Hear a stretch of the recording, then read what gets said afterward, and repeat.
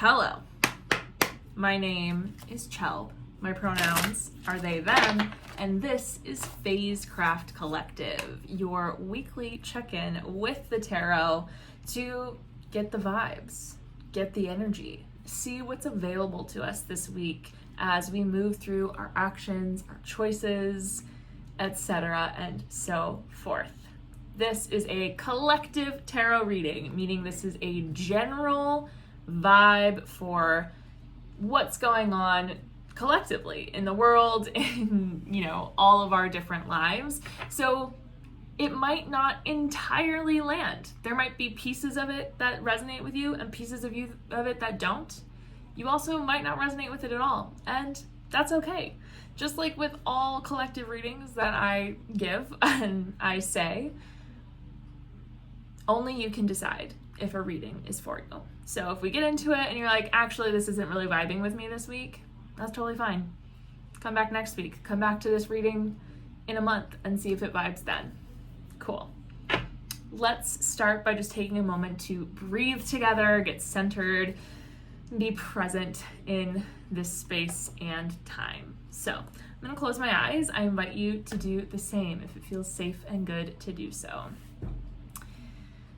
You could also just let your gaze kind of settle down on your cheeks or somewhere else in space, allowing yourself to take a moment to just be, to feel your body in space, to feel wherever you're making contact with the earth, whether it be your seat in a chair, your feet on the floor, your back in a bed, however you are existing and grounding in this moment. Allow yourself to feel it and acknowledge it.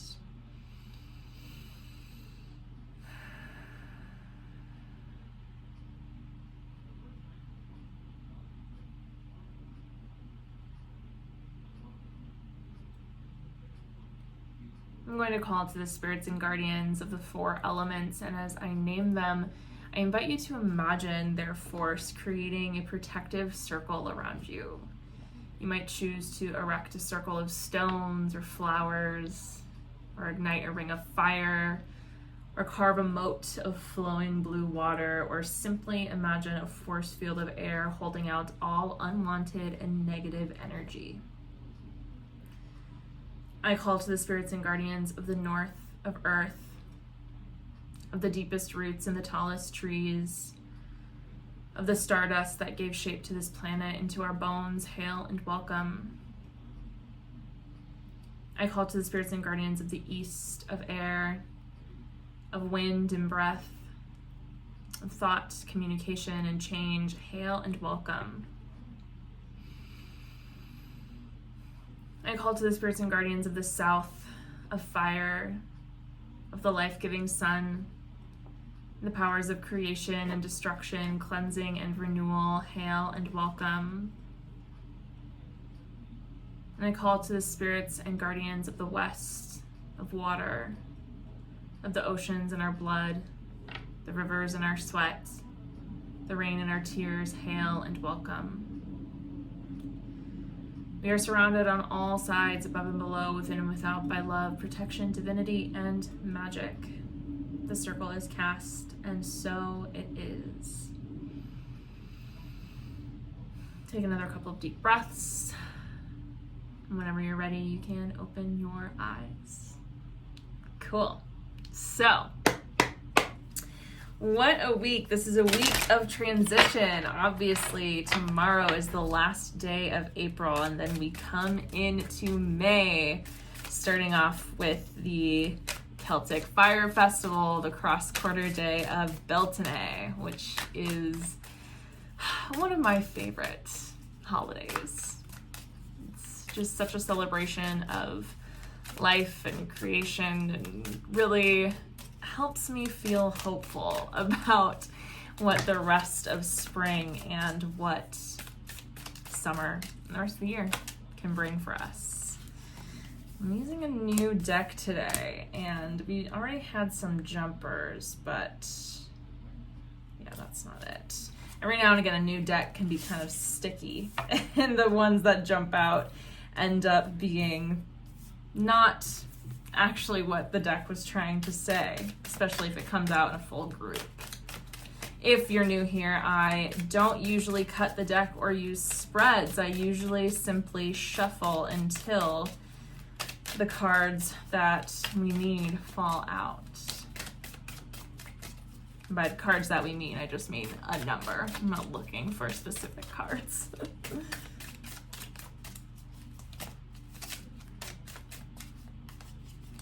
Which we've already got a pretty good start here. Ooh. Ooh. All right. This might be where we begin. Let me just see. All right.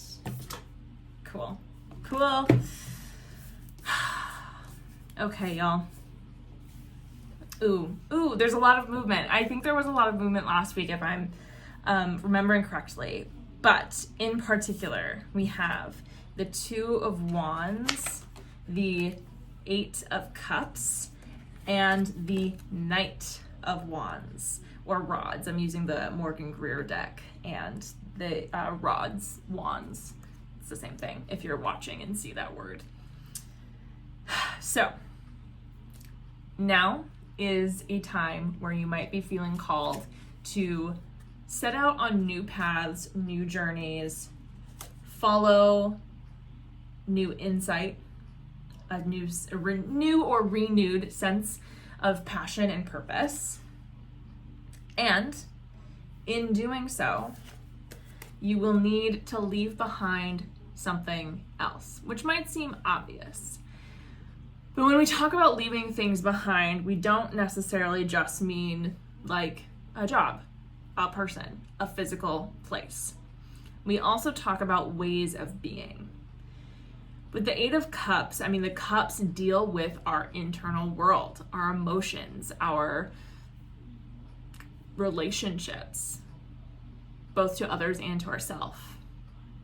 So as you feel ignited, as you feel ready, or maybe not ready, but called to start something new, which totally makes sense with May 1st coming up and like the seasons changing. I don't know what it's like where you are, but for me here, we're finally getting green on our trees and flowers are popping up out of the ground, and like this energy of renewal and journey and going forth and doing something is very present.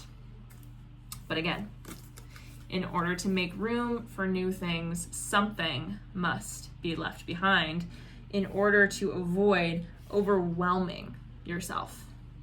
We do also have the Hanged One here.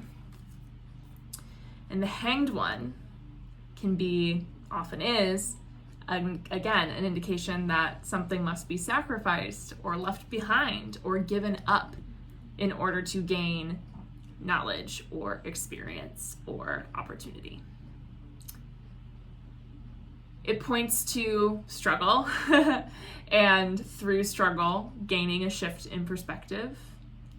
And it's an invitation to look at things from different angles. If you can't decide how your life can change, or if you can't decide what needs to be released in order for you to step forward into this next phase, this next form, try to step away. Try to look at the bigger picture. Try to flip yourself upside down and see what insight might be gained when you look at your life, your situation from a different angle. Which leads me to the Seven of Pentacles and the Two of Swords. When we are evaluating our work, our past, our efforts, in order to see what needs to be done or changed to move forward, it is easy to overthink, to be practical and logical about it, to ignore certain facets of self, to ignore either mistakes that we've made or mistakes that other people have made that maybe influenced us, and to try to make logical, practical, informed decisions to move forward, which isn't a bad thing. But at the same time, if we want to create a future that is actually meaningful to us and fulfilling to us, we must include all parts of ourselves in that decision. We must include our emotions. We must include our heart as much as we include our head and our logic. So in this phase where we're gaining perspective in order to actually set out on whatever this new journey available to us is, make sure that you're looking at your life, again, your past efforts, with not just clear eyes, but also kind eyes. And then that will allow you to make choices that don't maybe negate past work, but build on top of it, to try something new while still holding on to, or maybe not holding on to, but tapping into where you came from and the work that you've done to be who you are today. Now, this is where it gets good. We have the devil reversed, we have death, and we have strength. So death definitely speaks to this energy of new beginnings, right? Death is rebirth. Death is allowing things to fade away again, to make room, to make space for the future that we know we can have. It is the allowing that to happen that becomes the issue. And if you're new here, I read reversals as a place where energy needs to be focused most of the time. So with the devil reversed, how are you hanging on to things or letting things influence you in a way that prevents this intense growth, this opportunity for change? Where are you giving your power? To whom are you giving your power? To what are you giving your power? And by power, I also mean attention. What is taking up most of your time, and how is it blocking the future that you want to create, the things that you want to be doing? Where can you let go? It can be good to release control, and it can make us feel lost, like we're not in control at all of our own lives. So start to break down the things that you give your time and attention to and see how they're actually influencing your life, and allow the things that don't make you feel the way you want to feel fall away. Strength is the trust in ourselves, the emotional intelligence we gain, the confidence in our ways of being that we achieve when we find our power, when we find our own ability to speak up, to stand up for ourselves, to manifest the life that we want. So in going through these trials of the Hanged One, in dealing with the ways we have lost or given away our power, in the ways that we are allowing our power to be taken or distributed in a way that doesn't fully benefit us, in doing this work, we are able to regain our confidence, our self-assuredness, our self-worth, in a way that allows us not only to trust ourselves, but allows others to trust us, and allows us to trust process and universe. And in doing all of that, 10 of Pentacles, the life that we've always wanted is available to us. The legacy that we leave for those that come after us will be one of abundance, of sustainability, and of joy, of comfort, releasing any ties to generational trauma. It's yours to break. Let's see what else. That's a really good beginning to the week, though. Let me see. I love these cards. The artwork is just like so delightfully 70s, and all the men have like the best mustaches. It's fantastic. And so I'm sorry if you're listening and not watching.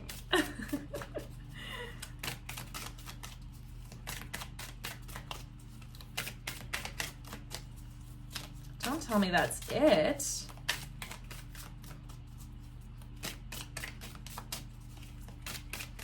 That might be all it has to say today. In which case, that's great. Oh, I say that, and then as soon as I do, another card jumps out. The moon. Did we get the moon last week? The moon has been coming up. I did a lot of readings this weekend, and the moon came up for almost every single one. Different deck, different vibes. All the other cards, not so much, but the moon is very present. And I like the moon coming up around something like Beltane, where it's this festival of connecting to nature, and for many of us, connecting to heritage.